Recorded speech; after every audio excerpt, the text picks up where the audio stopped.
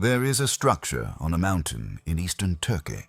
From the air, it looks exactly like a massive boat. It's 515 feet long, the same length described in ancient texts, and it sits at 6,500 feet above sea level, on a mountain the Quran calls Judi. For centuries, the world searched for Noah's Ark on Mount Ararat. Expeditions, documentaries, millions of dollars spent climbing ice fields and scanning glaciers. But what if they were looking at the wrong mountain the entire time? This is the story of the greatest flood in human history, and the vessel that carried the last believers through it. The story of the Great Flood appears in nearly every ancient civilization. The Sumerians wrote about it. The Babylonians carved it into stone tablets. The Greeks told their version. But two texts describe it in the most detail: the Bible and the Quran. In both accounts, a man receives a warning from God. Humanity has become corrupt, violent. They have abandoned all morality. And so a flood will come, one so vast it will drown the entire world. Only the righteous will survive. In the Bible, his name is Noah. In the Quran, he is called Nuh. The same man, the same mission. Build an ark, gather the believers, save a pair of every animal, and wait for the water. But here's where the two accounts differ, and it's a difference that has launched a mystery spanning thousands of years. The Bible says the ark came to rest on the mountains of Ararat. Mount Ararat is a towering volcanic peak in modern-day Turkey, covered in eternal snow and ice. Climbers have searched its slopes for generations. But the Quran says something else. It says the ark settled on Mount Judi, not Ararat. Judi. So where is Mount Judi, and why does no one talk about it? Noah was not a warrior. He was not a king. He was a messenger, and his people hated him for it. For 950 years, yes, nearly a millennium, Noah preached to his people. He warned them. He begged them to turn away from idols and corruption. He told them a punishment was coming. They mocked him. They called him a liar, a madman. The elders of his tribe spread rumors. They told the people, why should we follow a human like us? If God wanted to send a message, he would send an angel. Even Nuh's own wife turned against him. Even his own son refused to believe. Still, Nuh continued. Day after day, year after year, century after century. He never stopped calling them to the truth. And in all that time, only a handful of people believed him. Some sources say 80 people, others say fewer. Imagine that, 1,000 years of preaching, and only 80 souls to show for it. Then one day, God gave Noah a command. Build an ark. The people laughed louder than ever. Noah lived nowhere near the sea. His town was inland, dry, desert terrain. Why would anyone build a ship in the middle of nowhere? They gathered around to watch him work. They threw insults. What kind of prophet builds a boat on dry land? They shouted. Has the madman finally lost his mind completely? But Noah kept building, plank by plank, beam by beam. The Quran says God gave him precise instructions, the dimensions, the structure, how to seal the wood, where to make the compartments for the animals. And then God said, when the water bursts forth from the earth and the oven boils over, that will be the sign. Bring your family, bring the believers, bring pairs of every creature, and seal the door. It started with the oven. Islamic tradition says Nuh's wife was baking bread when water began bubbling up from the oven, boiling, surging, as if the earth itself had split open. At the same moment, the sky cracked apart. Rain poured down in sheets, not droplets. Sheets of water, walls of water. The Quran describes it.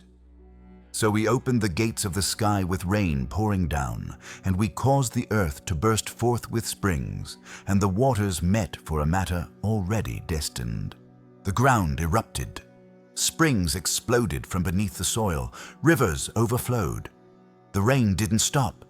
Hour after hour, day after day, the water rose higher and higher. Noah loaded the ark. The believers rushed aboard. The animals came in pairs, lions and lambs, predators and prey, all moving toward the vessel as if guided by an invisible hand. Then Noah sealed the door. Outside, chaos. People who had mocked Noah now ran toward the ark, screaming, pounding on the hull. "Let us in! We believe now, please!" But it was too late. The door was sealed. The Quran tells us Nuh saw his own son in the distance, trying to climb a mountain to escape the water. Nuh called out to him, "My son, come aboard. Do not be among the disbelievers." His son shouted back, "I will take refuge on a mountain. It will protect me from the water." Nuh cried, "There is no protector today except God." And then a wave came between them. The water swallowed Nuh's son, and he was among the drowned. The flood covered everything. The Quran says it rose so high that even the mountains were submerged. The entire world became an ocean, no land, no trees, no cities, just water, and one boat floating alone on the surface. For months, the ark drifted. Inside, Noah and the believers cared for the animals. They prayed, they waited, and they wondered if they would ever see land again. Then, one day, the rain stopped. The Quran says, "And it was said, O earth, swallow your water, and O sky, withhold your rain." And the water subsided, and the matter was accomplished, and the ship came to rest upon Judi, not Ararat. Judi. The ark had landed on a mountain. The door opened. Nuh and the believers stepped out onto solid ground. The animals scattered across the earth to repopulate it. A new world began. But where exactly did this happen? For centuries, scholars debated this. The Bible pointed to Ararat, a massive peak that dominates the Turkish-Armenian border. Expeditions climbed it. Satellite images scanned it. Some claim to have found wooden fragments preserved in ice, but nothing was ever confirmed.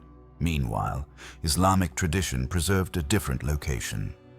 Classical Muslim historians like Al-Tabari and Ibn Kathir consistently placed Mount Judi south of Ararat, near the modern Turkish-Iraqi border, in a region called the Cudi Dagh mountain range.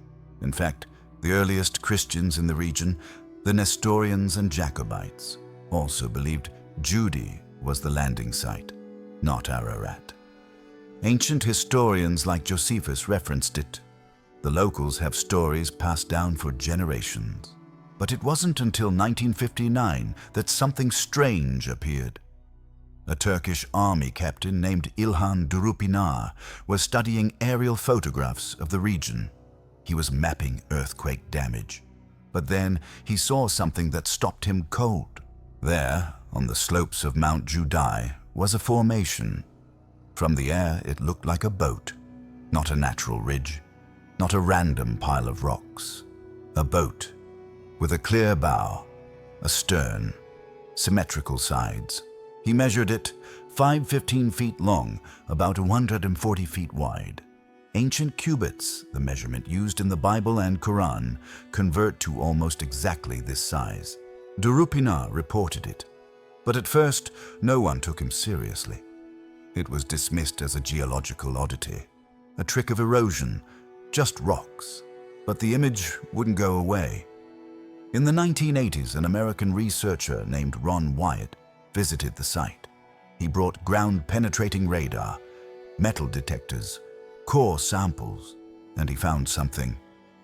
The radar showed regular, repeating patterns beneath the surface, consistent with the internal structure of a ship. Metal detectors picked up iron concentrations in straight lines, as if nails or brackets once held beams together.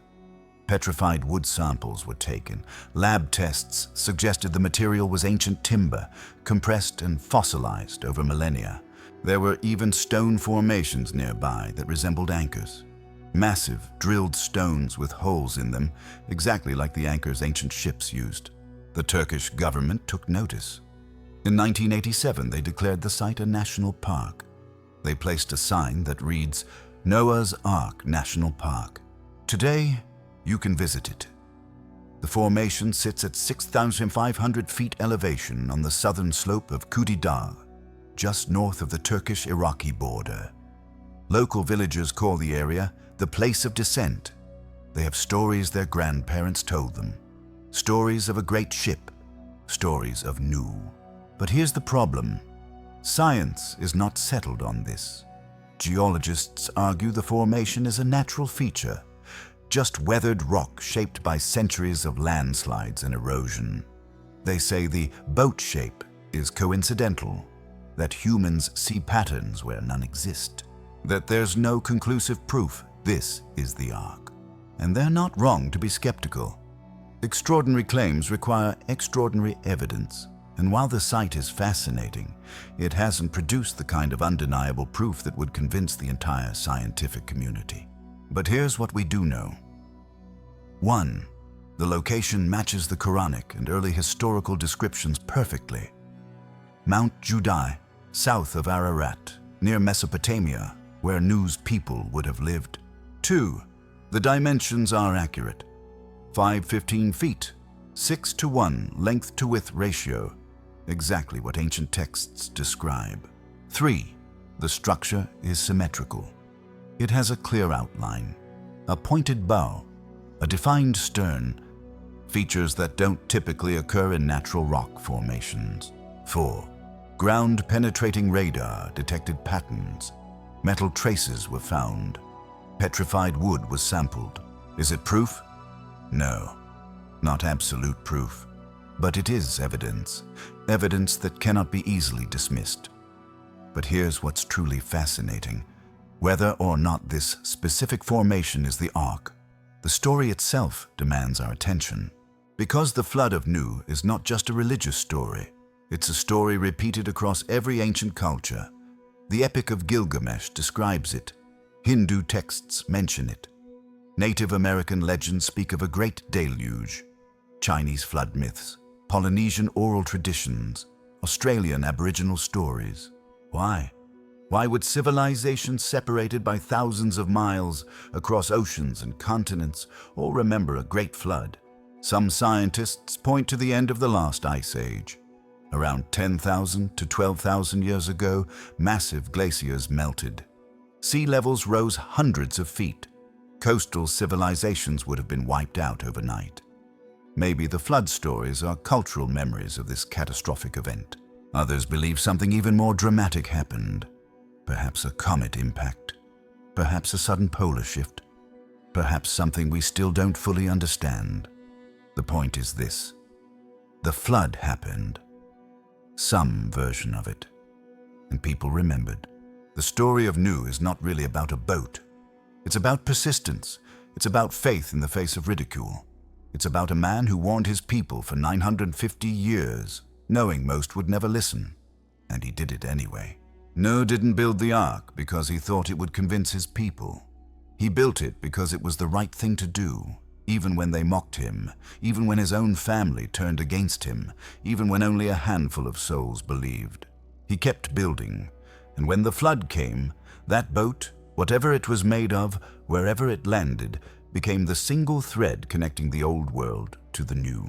Today, on a remote mountain in eastern Turkey, there is a formation that may or may not be the remains of that vessel. Scholars debate it. Scientists test it. Pilgrims visit it. But the real Ark isn't made of wood. It's made of a choice. The choice to hold on to truth when everyone else abandons it. The choice to keep building when the whole world tells you you're insane. The choice to believe that after the storm, no matter how long it lasts, the water will recede, and dry land will appear again. The Ark of Nuh landed on Mount Judi, or perhaps it landed somewhere else, but the message it carried has reached every corner of the earth, and it's still floating,